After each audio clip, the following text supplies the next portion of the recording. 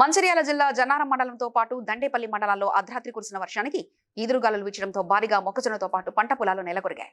పంటను విత్తనం నుంచి ఇప్పటివరకు కంటికి రెప్పలా కాపాడుకుంటున్న ఈ అకాల వర్షానికి భారీగా నష్టం చేకూరుద్దని ప్రభుత్వం ఆర్థిక సాయం అందించాలని కౌలు రైతులు వేడుకుంటున్నారు.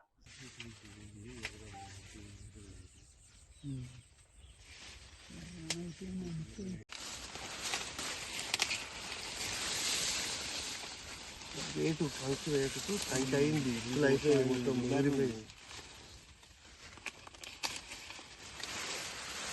ఏం చేస్తుంది? ఇప్పటి వరకు దీనికి వచ్చిన ఖర్చు వచ్చి ₹1,00,000 ఖర్చు వచ్చింది.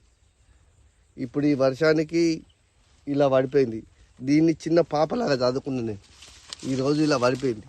ఇలాంటి రైతులకు ఏదన్నా నష్టపరిహారం ఇవ్వాలని గవర్నమెంట్ను కోరుకుంటున్నాను.